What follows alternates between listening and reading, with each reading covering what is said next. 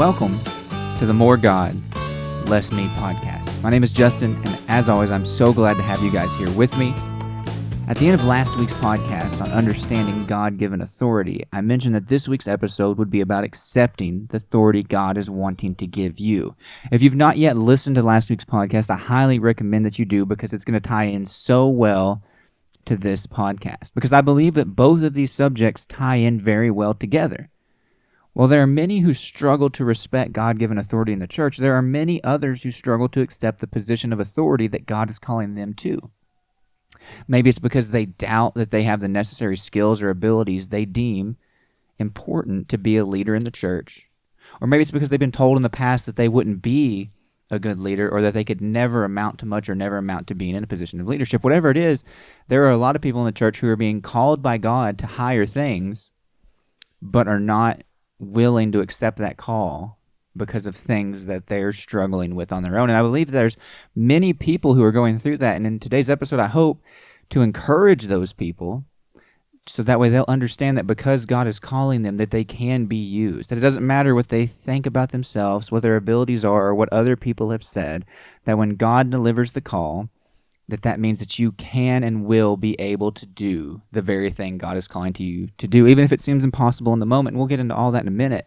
Before we get into that, I want to talk about something that Jesus said about how there's a great harvest in the world today, but that there is a lack of workers. Matthew chapter 9, verse 36 through 38 says, "When he saw the crowds, he had compassion for them, because they were harassed and helpless, like sheep without a shepherd. Then he said to his disciples, 'The harvest is plentiful, but the laborers are few. Therefore pray earnestly to the Lord of the harvest to send out laborers into his harvest.'" The workers in this message from Jesus are not few because God isn't calling many people to work. It's because people are failing to accept the call. More Christians today are content to simply sit on a pew than to do the work that God is calling them to do. Some because they simply aren't interested in working, which I believe we see in multiple facets in our society today, but it even exists within the church. There are people within the church who would rather sit on the pew and not get involved and not contribute and not fulfill the role that God has purposed them for, because that's the easier thing to do. It's easier to not work and receive than it is to work to receive. And it's not that we work to receive in the church, but you understand what I'm saying. The church is for all of us to put something in, and we all get something out. But there's a lot more people who have been conditioned by the world that we live in today that think that they would rather just attend a church service and receive from a church service, but never do the part that they are called to contribute into that service. And while there are those people, there are many other people, like we mentioned, who are doubting that they have the abilities necessary to accomplish that call. And while I do believe that there is a time and a place that we need to talk to those people who are sitting in the church pew who just would simply rather not do anything for no other reason, it's not that they're, doubt themselves or anything like that. It's that they don't want to work. We'll have a time and a place to talk about that, and maybe God will lead us in that direction one day. But for today, we want to talk to the people who have the doubt, who need to understand that if God is calling you, you can trust you have what God desires, and he will provide anything that you may be missing. If you feel led to step out in faith and begin to do a work for God, then that is the call of God. It's a good rule of thumb that if you desire to do something that benefits others or God more than yourself, that's the leading of the Lord. The desires that fight against such a work are from the flesh, and any doubt that comes into your mind is from the enemy. Doubting the call is not new, and it's not rare. In fact, many people throughout the scripture have doubted their ability to fulfill the call God has placed in their life. The central figure of the last episode, Moses, had major doubts when God called him. He even attempted to convince God that he wasn't the right person for the job, something I believe many Christians do without even realizing that they're doing it. They try to talk God out of using them, and they don't even realize they're doing it, but they make statements such as, "God, I'm not a good speaker," or "God, I don't have the right looks or the right personality. God, I'm just silly and goofy." I've actually heard people say that recently about feeling the need to start a YouTube channel, and then they go on to say, "But I just think that I'm probably too weird for that." If God is calling you to something, you can't be too weird to accomplish the call that God has given you, because he's chosen to use you in light of where you are as a person. Let's look at the first time that God calls Moses, or the beginning of when God calls Moses. We see it in Exodus chapter 3, starting at verse 1. It says, "Now Moses was keeping the flock of his father-in-law Jethro, the priest of Midian. And he led his flock to the west side of the wilderness and came to Horeb, the mountain of God. And the angel of the Lord appeared to him in a flame of fire out of the midst of a bush. He looked, and behold, the bush was burning, yet it was not consumed. And Moses said, I will turn aside to see this great sight. Why the bush is not burned? When the Lord saw that he turned aside to see, God called to him out of the bush, Moses, Moses. And he said, Here I am. Then he said, Do not come near. Take off your sandals, for the place on which you are standing is holy ground. And he said, I am the God of your father, the God of Abraham, the God of Isaac, and the God of Jacob. And Moses hid his face, for he was afraid to look at God. Then when the Lord said, I have surely seen the affliction of my people who are in Egypt, and have heard their cry because of their taskmasters. I know their suffering, and I have come down to deliver them out of the land of the Egyptians, and to bring them up out of the land to a good and broad land, a land flowing with milk and honey, to place of the Canaanites, the Hittites, the Amorites, the Perizzites, the Hivites, and the Jebusites. And now, behold, the cry of the people of Israel has come to me, and I have also seen the oppression which the Egyptians oppressed them. Come, I will send you to Pharaoh, that you may bring my people, the children of Israel, out of Egypt. That's a really direct call. I mean, if we're honest, Moses had a much more direct call than many of us experience today. God literally spoke to him from a bush that, while it was on fire, did not burn up. In contrast, it's much harder to describe the call we as Christians receive today. I believe that most Christians called to a position of leadership in the church would describe it as a tug on the heart to walk in a certain direction or fill a certain role. Not able to fully explain it, but just knowing that God has put it on their heart to do something specific. It would be a great confirmation for God to speak to us from a burning bush, or even just to audibly call us. That would be amazing. But a lot of times that's not how God works in our lives. So given all that Moses was experiencing, talking to the Lord, and the Lord talking to him through a bush that was on fire, and while it was on fire, it did not burn up. So you know that this is a miracle encounter in the first place. So to experience all that, you would think that Moses would just say, Yes, God, I will go and I will lead the people out of Egypt. But the Bible tells us that Moses was an extremely humble man, the most humble man on the face of the earth, which, as we discussed last week, is why I believe that God chose him to give him authority over the rest of the Israelites. But such a level of humility comes with its own challenges. The challenge that Moses faced was self-doubt. In the preceding verse, we can see that Moses' self-doubt is on full display. His immediate reaction to God's call was to doubt himself. In verse 11, in verse 11 it says, But Moses said to God, Who am I that I should go to Pharaoh and bring the children of Israel out of Egypt?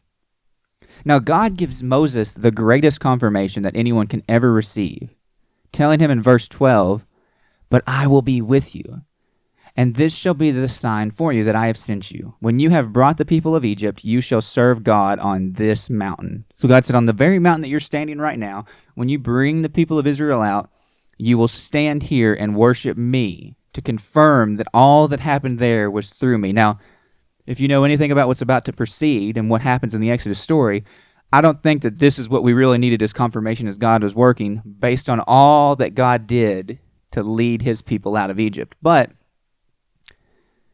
our perspective would be that it's easy to take God at his word, to say, okay, if God's with me, which he says that he is, God said, I will be with you, then it'd be like, well, let's do this then. If God is for me, who can be against me? That's the mindset that we often want to carry as Christians.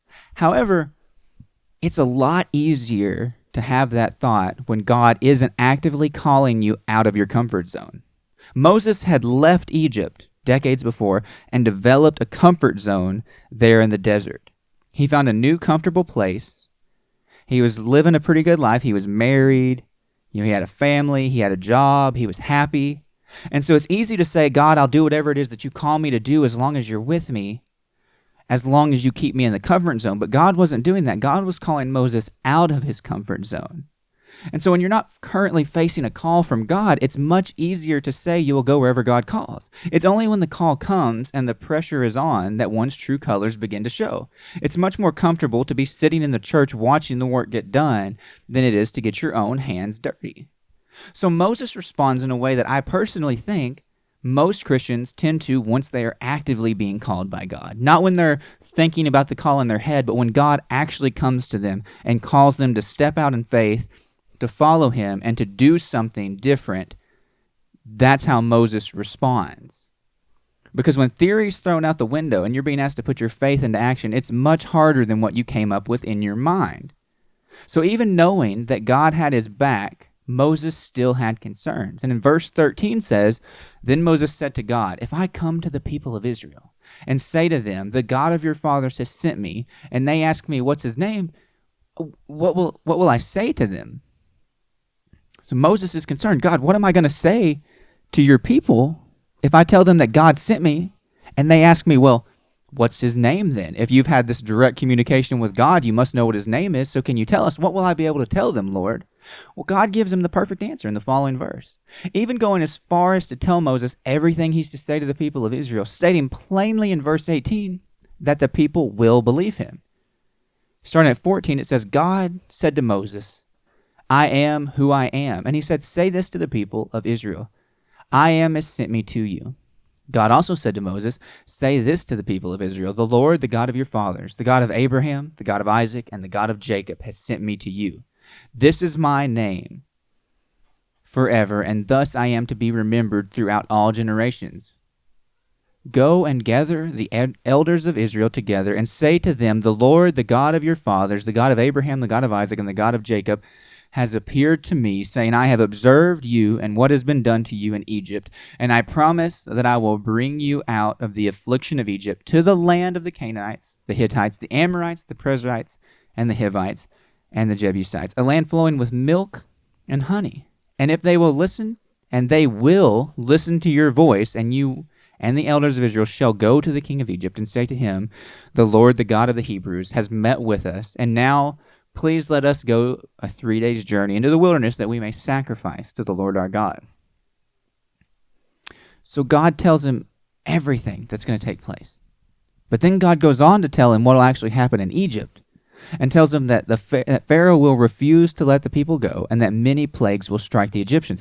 God also reveals that when the Israelites finally leave Egypt, they will not leave empty-handed. But the Egyptians themselves would give them gifts of silver, gold, fine clothing, and all of this took place just as God said it would. But Moses still continues to protest against the call of the Lord. Exodus chapter 4, verse 1 says, Then Moses answered, But behold, they will not believe me or listen to my voice, for they will say, The Lord did not appear to you. So Moses is still doubting it. Even after God said that they will believe you, that the elders would believe him, Moses still questions whether or not that they would believe him. And so God comes back again and says, I will give you 3 distinct signs.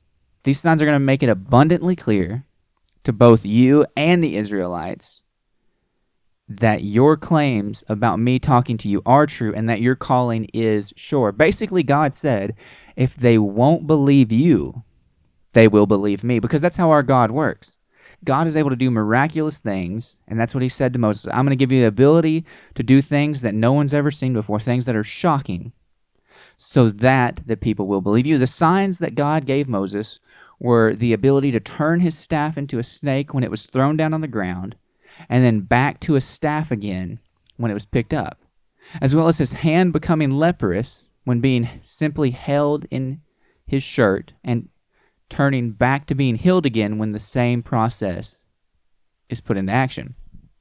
God also gave him the ability to turn water from the Nile into blood when it was poured on the ground. These signs were so unexpected and shocking that the Bible says Moses jumped back in fear when his staff actually turned into a snake as it hit the ground. In full transparency, I imagine that I would have done the same thing in that situation, but these signs were meant to be shocking and were meant to make it clear to all the people that God had sent Moses to them. Now, at this point, it would be hard to argue that God is not in control of everything. I believe after witnessing all that Moses had up to this point and having confirmation that God will be with you through it all, most would accept the call of God. I mean, how could anyone argue? Well, Moses still found a way. Still struggling with self-doubt and fear of rejection, he made another attempt to sway God's decision in choosing him. Exodus chapter 4, verse 10 says, "But Moses said to the Lord, 'Oh, my Lord, I am not eloquent, either in past or since you have spoken to your servant, but I am slow of speech and of tongue.'" Moses said, "I can't do this, Lord. I'm not a good speaker. I can't communicate well. There's no way I can lead your people as you desire me to because I am not a good communicator. And a leader has to be a good communicator. So God, even though all this stuff you showed me, I'm still not good." Moses still couldn't believe that God could use him. And he was looking for anything to prove what he believed in his mind was true. He wanted to prove to God that he wasn't the right person. He wanted to have God to have the same doubts that he had in himself, but God doesn't work that way. And God comes back again with another perfect response, meant to take Moses' worry and fear away. Starting in verse 11, it says, "Then the Lord said to him, 'Who has made man's mouth? Who makes him mute or deaf, or seeing or blind? Is it not I, the Lord? Now therefore go, I will be with your mouth, and I will teach you what you shall speak.'" That's amazing. God says it doesn't matter what your ability currently is of speaking. I created the mouth. I created the tongue. I'm going to be with you. I can help you to be the speaker that you need to be. It's a great promise, and it would be exactly what most of us would want to hear in regards to our calling. Wouldn't it?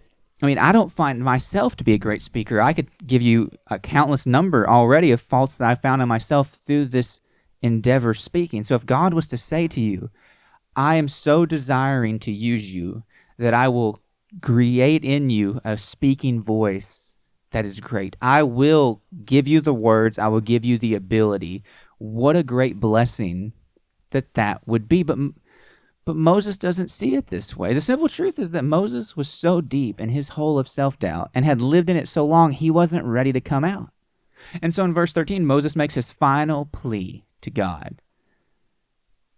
It says, "But he said, 'Oh, my Lord, please send someone else.'" Now, this is a big turn in the conversation, but it was clear that God would have an answer to every objection Moses gave. So finally, he pulled out the only option he had left and pleaded with God to send someone else. God still had an answer, and it wasn't as kind as the previous ones had been. Starting at verse 14, we read, "Then the anger of the Lord was kindled against Moses, and he said, 'Is there not Aaron, your brother the Levite? I know that he can speak well. Behold, he is coming out to meet you, and when he sees you, he will be glad in his heart. You shall speak to him and put words in his mouth, and I will be your mouth and with his mouth, and will teach you both what to do. He shall speak for you to the people, and he shall be your mouth, and you shall be as a God to him. And take in your hand this staff which is with you, and with which you shall do the signs." That's pretty impressive, right? God is like, "No, I'm not going to use anyone else." It really makes me wonder what happened here. I don't know if the flames got bigger. I don't know what it is about this situation where God's anger kindled against him, but that was the one where Moses said, "Okay," and he submitted and he went on the path to do what God called him to do. I still don't believe he fully understood why God was calling him, but from that point on in the conversation, he knew that there was no reason to argue and no reason to fight against the will of God. God had chosen him, and God wanted to use him, and that's what God was going to do. He was clear to him that God was unwilling to use anyone other than him, even though he had no interest in being the one used by God. But what Moses failed to see and understand was that there was no one else God could send. It's something that we saw in the last episode of the podcast, and it's something that comes very clear in the scriptures. No one had the heart or reverence for the things of God that he did. And that's why God was calling him.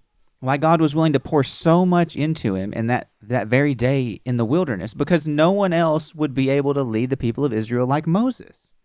Yes, there were thousands of other Hebrew men, and many of them were probably well known.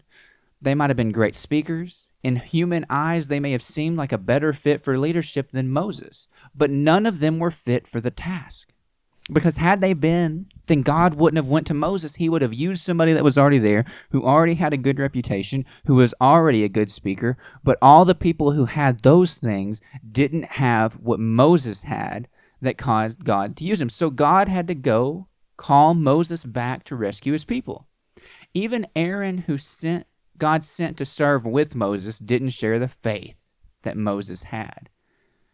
And when Moses was on the mountaintop, he was quick to turn to idolatry with the rest of the people. He forged the golden calf that all the people began to worship and claim had saved them from Egyptian bondage. Really, Aaron needed the leadership of Moses just as much as Moses needed the assistance of Aaron.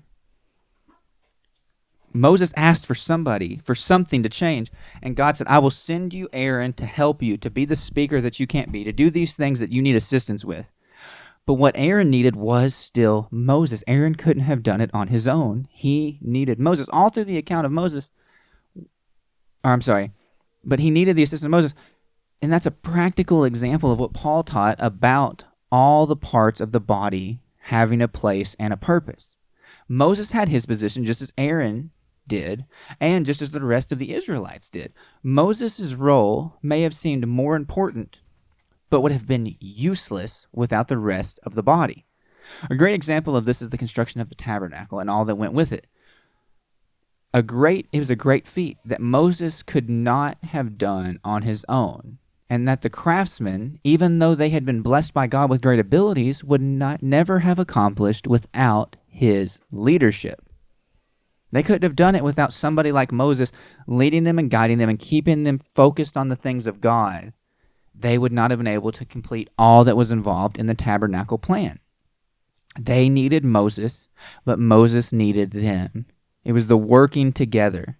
One was not greater than the other in order to accomplish the goals, but all were necessary, important components. Now, all through the account of Moses, we can clearly see the strong doubt that he had in himself.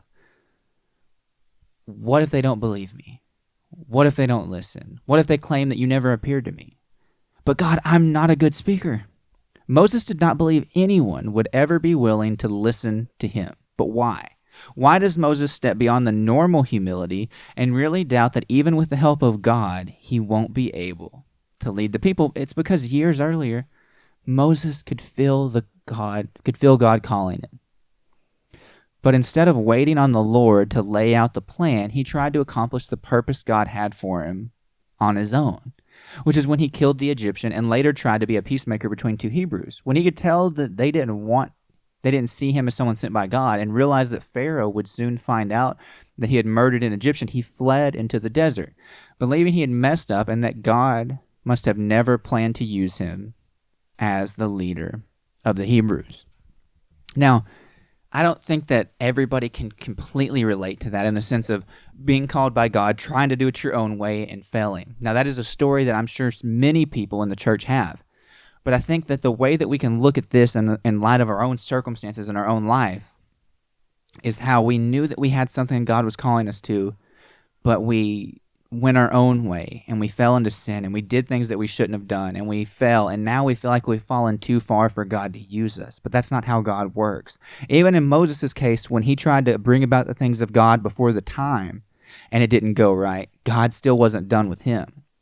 And so even when we mess up, if we turn to God in genuine repentance, God is just to forgive us of our sins. And God is still willing to use somebody who has done wrong in the past and who has gone about things the wrong way. You could look at the Apostle Paul in this light and see that even though he tried to destroy the church, he had a zeal, but he put that zeal in the wrong place, and he did things that he shouldn't have done. But still, God made a way to use him and to give him a calling in his life, and God can do the same things for us. God is willing to come back to us and use us even when we've messed up in the past. Even when we knew we had a call and a purpose and we feel like we've squandered it, we feel like we missed our chance or our opportunity, God still is willing to give us an opportunity because that purpose is still there and the need is still there for us to fulfill. Now, Moses was in the desert feeling that doubt from that account, thinking, I was supposed to be a leader. I was supposed to do these things. I thought that this is what God wanted me to do. And when I tried to do it, it didn't work. That's what he was thinking in the desert. When God came to call him to that position of leadership, he had to try to overcome the self-doubt he had wallowed in for the last several decades, all based on his previous life circumstances. The same way many of us struggle when God calls us to higher positions. When God is calling us to do something, when God is calling us to move, we struggle to understand why it is that God is calling us because of the doubt that we have in ourselves, the doubt that God doesn't have in us. You have to overcome your previous failures and trust that with God, things will work out better than they did in the past. Sometimes you feel like you have overcome it. I almost wonder if Moses wasn't in the desert. It's been a long time since these things happened. He's living a completely different life now. Maybe he was starting to forget about the past things. Maybe he was starting to forget about the past mess-ups. He thought in his mind that he was over it until God came to him and called him back to the same circumstance, and it drew all those things back up in his life, bringing all that self-doubt, all that worry that he had pushed down for all those years back to the surface because he had never truly overcame those things. Just like many Christians haven't truly overcome those things. But with God, things can change. You can overcome things. And when God is calling you back and calling you to the purpose you thought you missed out on, it can change things. It can feel like you're not going to be able to overcome things, but God can work it out. God will work things out when you are walking in His will and not trying to follow your own way. It may seem like it would be impossible for you to fill the role that you're being called to, just like it did to Moses when God called him. But we must remember that with God, all things are possible. God is able to use every one of us in ways that we never thought possible. I can attest to this fact as I teach on this subject today. I never thought this is what I would be doing today, but here we both are, and I thank God for it. What seemed impossible then is what I could not imagine not doing now and forevermore. I don't want to do anything different than this. There was not a time in my life that I thought this is what I would be doing. I didn't think that I would be teaching on a podcast, that I would be making so much Christian content every day and studying the Bible and learning and God speaking to me and leading me and guiding me to new things. But I don't want to go back either. This isn't what I thought that I would be capable of, what I thought I would be doing. But I'm so glad that when God called, I overcame my own doubts and my abilities and trusted God, who was saying, I want you to do this, knowing that if He wanted me to do it, He would make a way for me to do it. And so I trusted in Him, and now here we both are. You're listening to this podcast, I'm recording this podcast, and I couldn't be happier. And I don't want to go into a future where I don't do these things, because it's amazing to be a part of what God has called me to do. And now God's not going to call you to do what you're unable to do. You may not have everything you need to accomplish the call at that moment, but if you will begin the work, God will work everything else out, just like He did for Moses, sending him to Aaron to help him speak to the people, Jethro to set up levels of management, and meeting him every time there was a great need for the people. Even when Moses pointed out his poor speaking ability, God made it clear that He was in control of that as well. God is going to meet you. If you're trying to do what God has called you to do, God's going to meet you there and help you to accomplish the greater goals, even if you can't do all of it in the beginning. I didn't start this podcast with the microphone that I'm holding right now or the audio system that I'm holding right now. But God has blessed me, and I've been able to do that. And soon we'll be able to go to a video podcast because God blessed me again. And I'm going to be able to grow. I've grown in understanding of how to do these things, and I've also grown in the equipment that I'm able to use to produce these. But I want to go a step further, and I want to talk to people who feel called maybe to preach or maybe to plant a church or maybe to do that.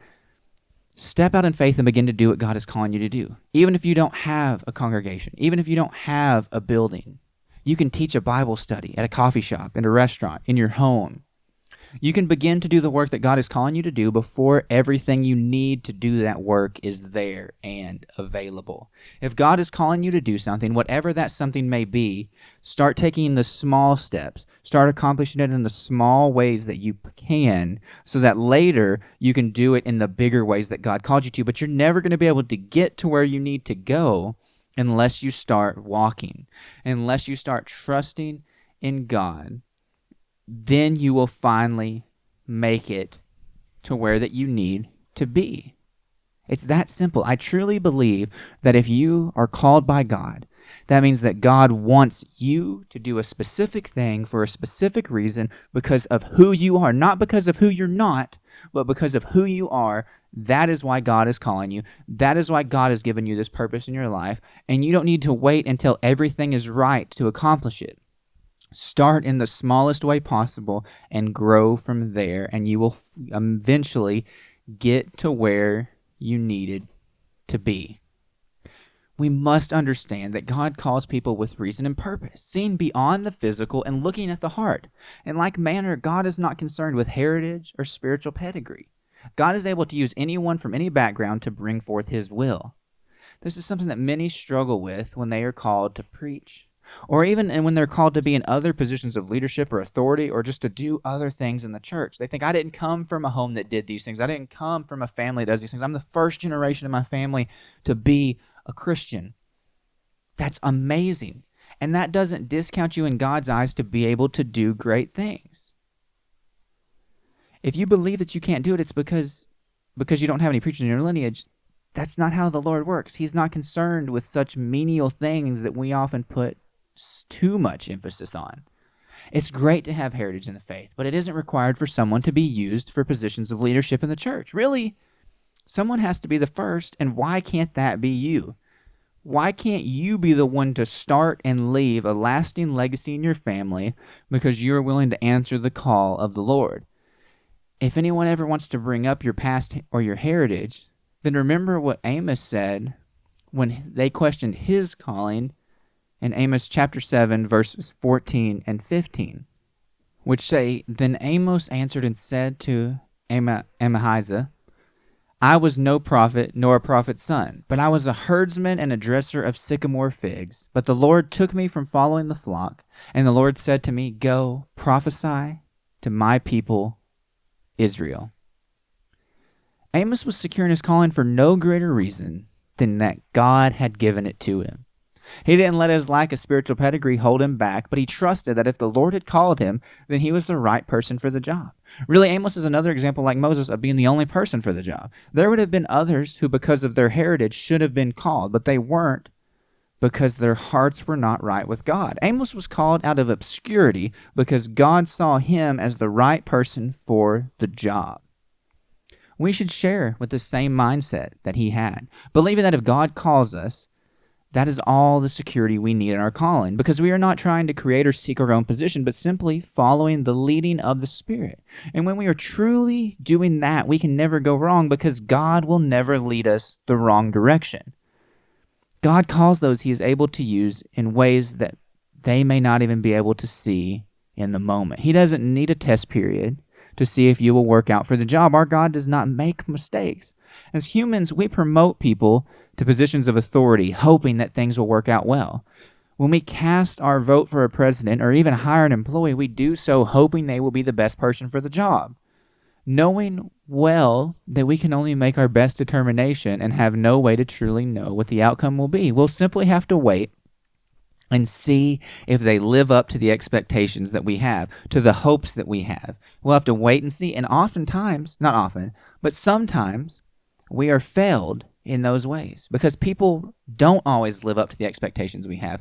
A lot of times people are less than what we expect them to be, or they do things in different ways than we expect them to do them. That's how it works for us. We don't know what someone's going to do before they do it or what someone's capable of. We can only take them at their word. We can only take them at what they have said, but that's all that we're able to see.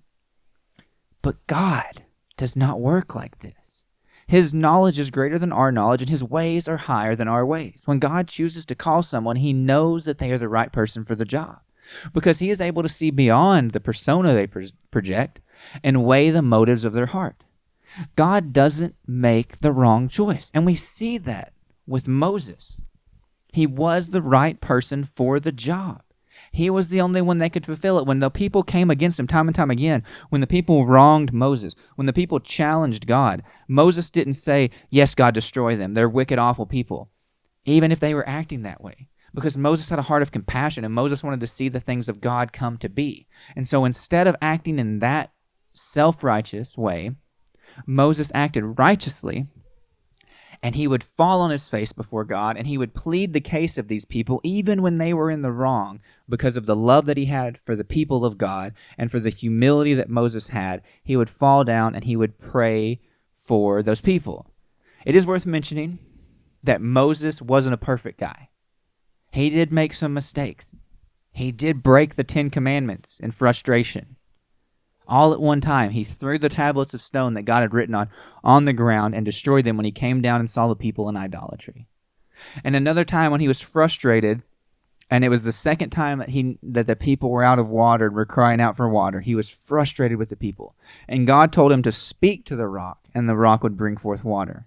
And Moses, in his frustration, smote the rock with his staff like he did the first time, and water came forth. And again, God blessed them and allowed the water to come forth in his mercy. But it was that act that kept Moses from being able to enter the promised land. Moses wasn't a perfect person, and I don't want you to think that you need to be a perfect person in your leadership, but God is able to use imperfect people. And that's what we see within the Bible multiple times on multiple occasions. So you don't need to believe that you're the perfect person. You just need to believe that God has a reason for calling you and that he's not making the wrong choice of you. If God is putting it on your heart to fulfill a work, to do a certain thing, to even reach a certain people, to teach a Bible study, to serve in the local church in this aspect or that aspect, or if he's calling you to even preach and you don't believe that you can do it, you need to let go of the self-doubt, let go of the things of your past that are causing you to have those feelings and those thoughts, and trust that God does know better. If you have the call of God on your life, then it is the time to answer. It is the time to take the position God has purposed for you. We have seen clearly in the scripture that when God calls someone, he is sure about them and is able to help them in any areas that they may be lacking. That's what we talked about. Moses was lacking, and God provided in the areas that he was lacking. Well, you don't have, God is able to provide as long as you are working to accomplish what you have been called to do. So I want you to understand that you don't need to keep questioning your calling. You don't need to hesitate any longer. You need to step out in faith, trusting that God is in control. He has a plan and a purpose for your life. That's what it means when God is calling you. And I would be willing to say that if you're not experiencing that call right now, if you're listening to this podcast and you're thinking, but I'm not experiencing that tug on the heart, there's two things at work here. One, I do believe that all people are called to some purpose for God that they may not be able to always see or always feel in the moment. But God has given you a special gift, a special ability to help edify the church. That is a part of the calling that you have from God. And that calling will fit in different places within the church, and you may even grow from one position to a higher position at another time. But what you need to understand is that you do have a purpose. Even if you don't feel that calling right now, and if you're not feeling that calling, if you're not feeling that pull of God, then you need to start looking for that still small voice that's described in the Bible. That voice that it's hard to hear at times. It's hard sometimes to feel that leading of God. Sadly, it's not a burning bush yelling out from the fire your name. That's sadly not the voice that we always hear from God. Sometimes it's the still small voice, and it's the small tug.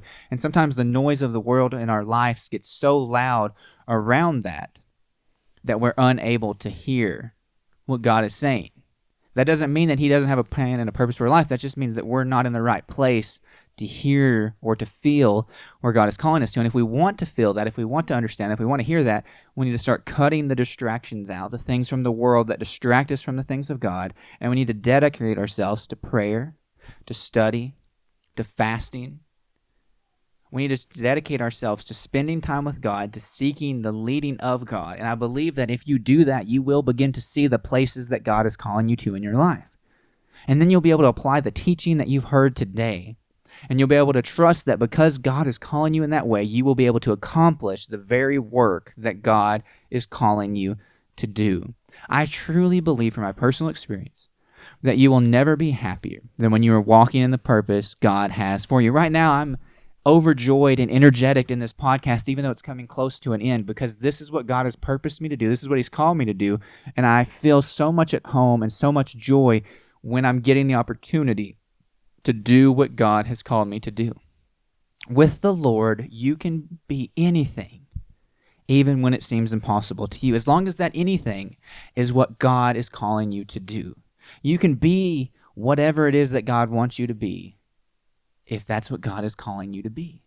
You just have to trust that God is right, that God is in control, and that God can make the impossible possible, because that's what our God is able to do. That's what we can see in the Bible. Our God is the God who can whittle down. You take a man like Gideon. Gideon was a man of doubt. But God, who am I? That was Gideon's answer when he was called. You can look that up. It's in, I believe, 1st or 2nd Kings. Sadly, I can't remember. I had the reference in here and I took it out of my notes. But I want to put on it for a minute because our God is a God of the impossible. A God who asks you to do things that, while they don't make sense, are the right answer. And so God called Gideon, and Gideon was full of doubt. But God said, I will use you to save the people. And that's just what they did. And so Gideon got together an army of men. But then God said, this is too many men. So they sent a bunch of men home.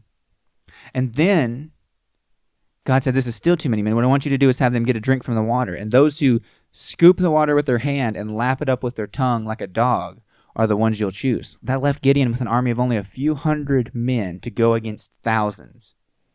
And then God said, but I want you not to take weapons. I want you to take trumpets, and I want you to take lanterns. And so Gideon listened to the Lord, and he did what didn't make sense. He was in an impossible situation. He was going up against thousands of well-trained men. A full army was against him. And he didn't have weapons, but he had the God of Israel on his side. And so Gideon went and surrounded the camp on a ridge. And at the same time, all the men began to blow the trumpets and throw the lanterns on the ground. And it put the opposing army into such turmoil that they began to fight against themselves. And Gideon, with just a few hundred men, defeated an army of thousands, because our God can do the impossible. He can do the things that don't make sense. Take David and Goliath, the small shepherd boy against the mighty Philistine giant. And God gives him victory over that giant with a simple sling and a stone. Because when the odds are impossible, that's where God does his greatest work. And that's what God is able to do in your life, if you will answer the call that he has placed on it. I believe that God has purposed this episode to reach someone that is listening to it. And if that's you, then keep on praying, studying, and trusting God. No more doubting and no more fear. Accept the call of God in your life and start taking the steps to enter your calling today, because you will not regret it. I truly hope that this has been a blessing to you. If you feel like this has reached out, if this has touched you, let us know in the comment section. It's a little weird on podcasts. You can send us an email at MoreGodlessmepodcast@gmail.com. You can reach out to us on YouTube, on any of the social medias under More God Less Me. We want to hear about the calling that you believe God has for you, and we want to pray for you that God will help you and equip you to best do that calling. I would love to pray for you in that way, and I hope to hear from you. If you enjoy this podcast, and if you think that this podcast can help people, then we ask that you do. If you're on a platform where you can like it, that you would like it. If you're listening to it on a podcast app, if you could give us a rating, that helps us to reach more people. And the best thing that you could possibly do to help us reach people who are in need of this message is to share it with people you know are struggling with the call of God in their life. Because we all know people who are called to higher things, but are struggling away from it for some reason, not realizing that it's because God is calling them that makes them worthy of the call and gives them the ability to complete the call. People need to hear this message. We need to inspire the church so that in these last days we have a great harvest. We need a great crowd of workers to enter all the fields of this world. so that we can have the greatest harvest. And the greatest harvest starts with answering the call to do the work. I truly hope that this has been a blessing to you. We'll be back on Wednesday with the God Notes podcast, which is always a good time to go through multiple different subjects that God has given us. But until then, I truly hope that you have a great rest of your week, and God bless.